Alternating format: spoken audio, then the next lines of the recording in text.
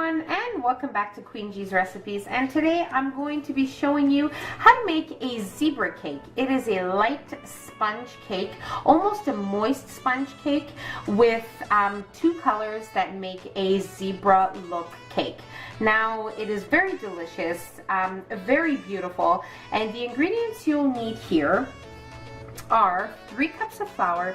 Into the flour I have added a 1/4 teaspoon of salt and 2 teaspoons of baking powder. Here we have 3/4 cups of milk. Here a 1/3 cup of boiling water. We also have 2 cups of sugar. We have 5 egg whites and 5 egg yolks separated. We also have 5 tablespoons of unsweetened cocoa powder. And here we have 1/2 cup of vegetable oil, or any flavorless oil of your choice will do. And of course we're going to be adding in 1 teaspoon of vanilla extract. I'll be making this in my standing mixer, but most definitely you can make it in a bowl, a whisk, a wooden spoon, a spatula, or even a handheld electric whisk. So make sure you have your oven preheated to 350 degrees Fahrenheit. And now we'll move on to making our cake batter in our standing mixer. Before we move on to starting our cake batter, I wanted to show you my cake pan. What I have here is an 8-inch cake pan. It is well greased with some softened butter and also lightly floured with some flour all around here. Okay? So greasing and flouring are very important here. Okay, so into our mixer with our whisk attachment, we're going to add in our egg whites, and we're going to beat them until stiff peaks here.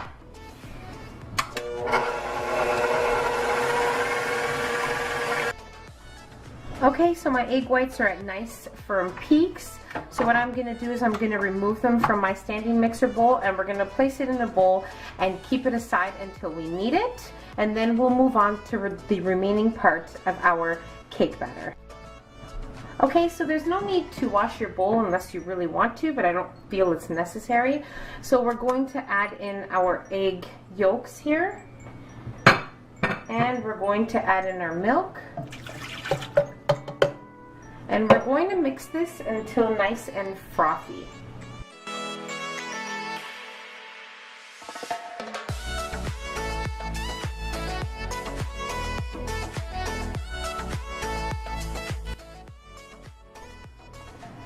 Okay, so our mixture was mixing on high speed for 3 minutes, and now we're going to add in our sugar.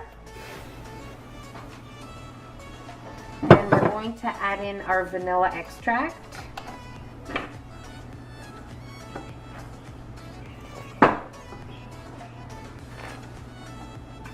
And we're going to mix for another 2 minutes.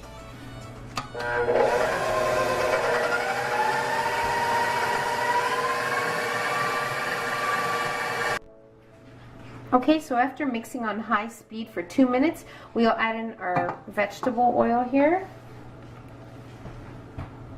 And we're going to mix probably for about 30 seconds or so.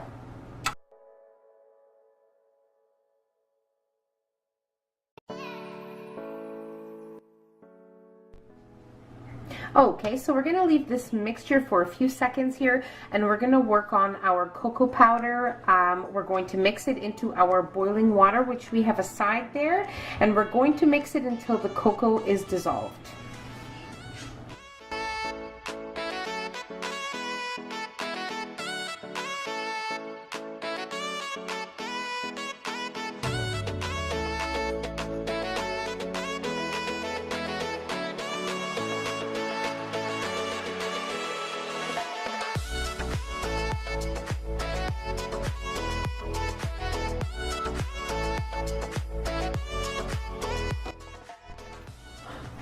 Okay, so now before we add in our flour mixture, we are going to just give it a little mix. So we mix all of our dry ingredients here.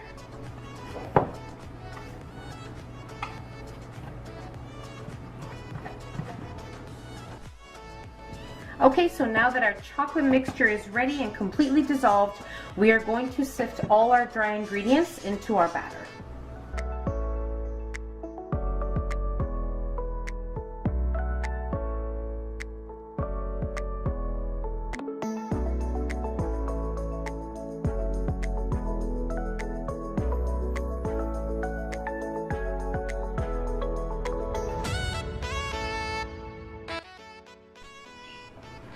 And now we're going to mix just until incorporated. Do not overmix.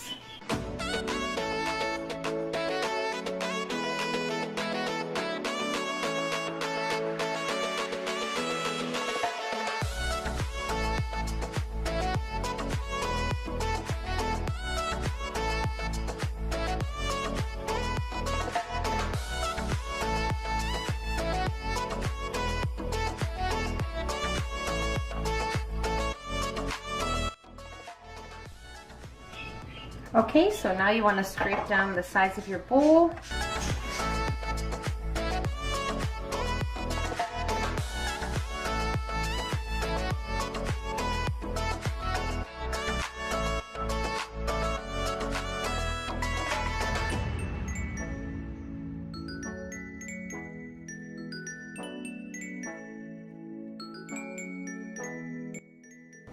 And now we're going to add in our egg whites with a spatula.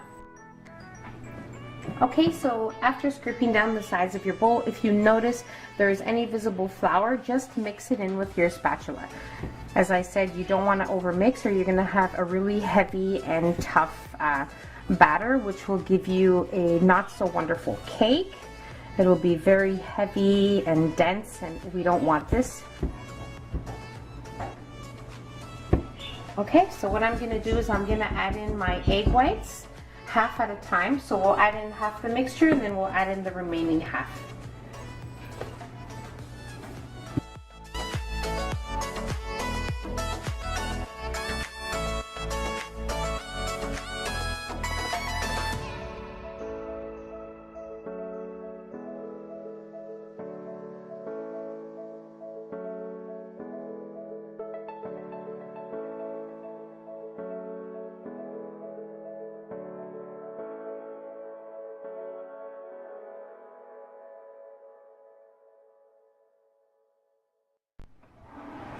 Okay, so now what we're going to do is we are going to add in half of our batter to a separate bowl, a separate clean bowl. We're going to place half of this batter and we're going to leave half in this bowl.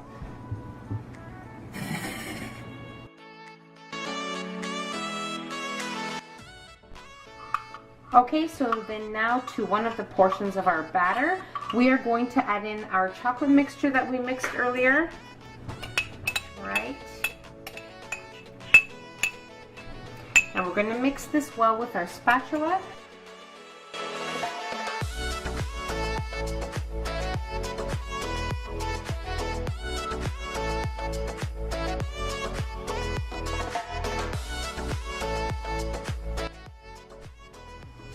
Okay, so now that we have both our chocolate and our plain batter here, we're ready to assemble our batter into our cake pan. So what we're going to do is we're going to start off with our, I guess you could say our plain vanilla batter, and place a scoop in the middle. Okay, then you're going to take another scoop, place it on top. All right, so now we'll switch to our chocolate. And we are going to place, let me grab it here.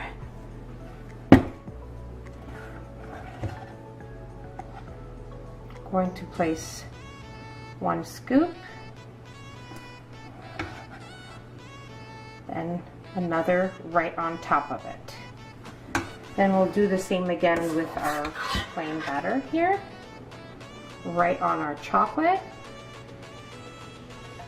And we'll add another plain on our plain here. Then we'll do the same with our chocolate again.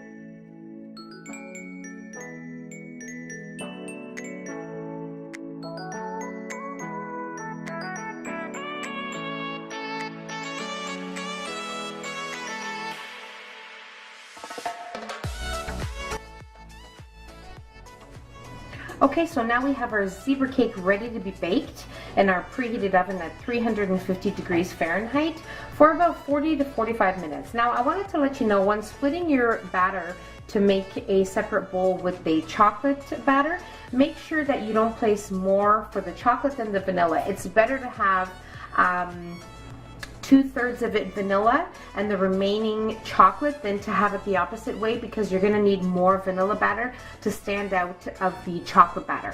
So just so you know that, and let's get to baking. Alright, so our cake was in the oven baking for exactly 1 hour. Now the reason why it took 1 hour is because I made it in an 8-inch cake pan. If you make it in a 10-inch cake pan, you most definitely won't have to bake it this long. It should be between 40 and 45 minutes because it has more room to expand. So I do definitely suggest making it in a bigger pan, but it's going to be just as beautiful and just as delicious in this cake pan. It's just going to be a little bit taller and domey, but I don't have a problem with that. I think it's okay, but I am giving you guys the option as to either or, whatever you want to do. So if you want to make a ganache or an icing for this kind of cake, I mean, you could, but I think it's so beautiful just as it is, and it can be served as a coffee cake any time of day, just as it is. It is so beautiful on the inside that you don't need anything else. Now, what I'm going to do here is I'm going to, with a butter knife, run it around the edges of my cake just to make sure that everything is nice and loose. And then we're going to place it on a platter and we're going to try our cake. Now, before removing it from the cake pan, just give it about 5 minutes though. Okay, so it's been about 5 minutes and I have already run a butter knife around the edges. We are good to flip our cake. So what I'm going to do is I'm going to flip it onto just a regular plate, and then from there we'll flip it onto a platter because I want this side to be up. Okay, it's still pretty hot. Okay, so we are most definitely ready to cut a slice of our cake. It is still really, really hot, but we'll still go ahead.